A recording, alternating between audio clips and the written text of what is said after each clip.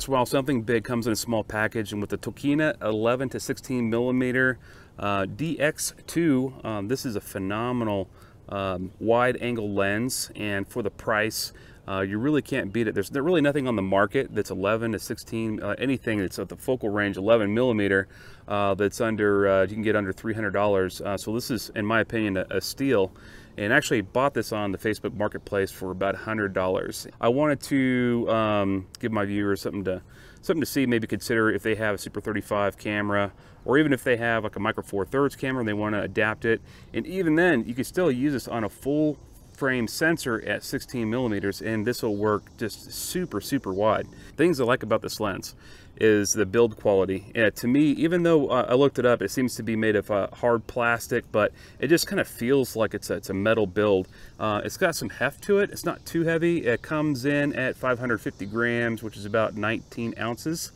And so it's not going to kill your back to carry this on your camera. And for a wide angle lens at 2.8, you know, it's surprising that this, as light as it is and as small and compacted as it is.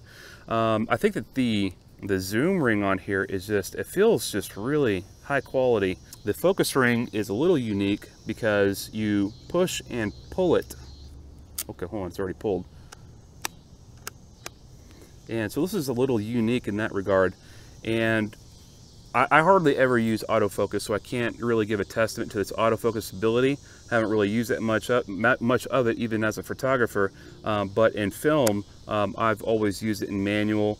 The really cool thing about it is that it has hard stops. So at infinity, you get a hard stop. At, you know, the closest range, hard stop. And so you really know, without even looking at the lens, you can just kind of feel where you're at on these things.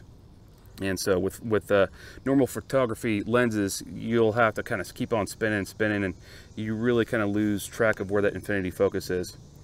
Considering this is an 11 millimeter lens, most lenses in this class have a dome shape, almost like a fisheye. So you can't really put a lens filter over it, but as luck may have it, you can put a lens filter on this one and also use the hood. So it eliminates having to use a softbox if you don't need to. Many of the competing lenses at the time that this lens was released only had 7 aperture blades, and so this one has 9 aperture blades. So you're going to get the really smooth bokeh balls, however you say it and whatever you're into. So this came out in 2012 and it replaced the original 11 to 16 millimeter lens, and it originally debuted for $740. Nowadays you can buy it for about $300 or less.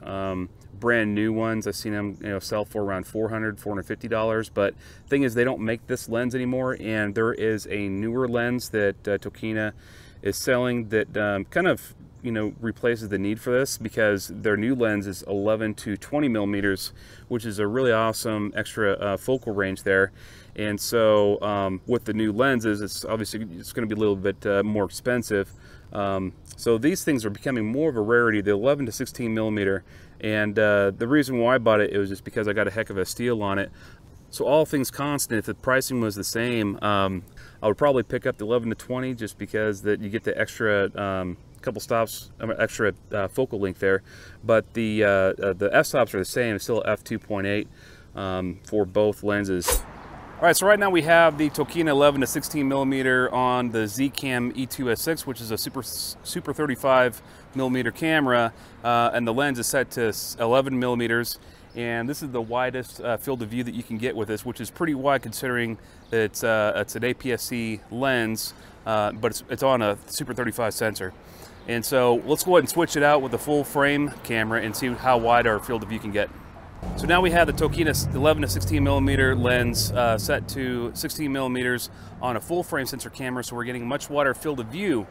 So we could stop it down to 11 millimeter focal range, but we're going to get a lot of vignetting, and we'll have to crop in even further. So this is the widest view, but still it's amazing how much more field of view you can get on a full frame sensor camera.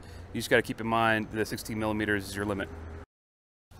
So I've included an obligatory lens flare test, and for my findings, I didn't notice any crazy flares going on.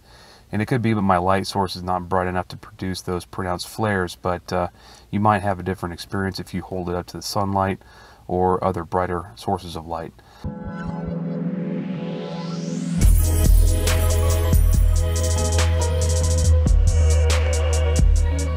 Anyway, I hope you enjoyed the video. Please like, subscribe, ring the bell, or if you don't like it, just hit that dislike button. Either way, it feeds the algorithm gods and helps my channel grow. Thank you very much. Bye.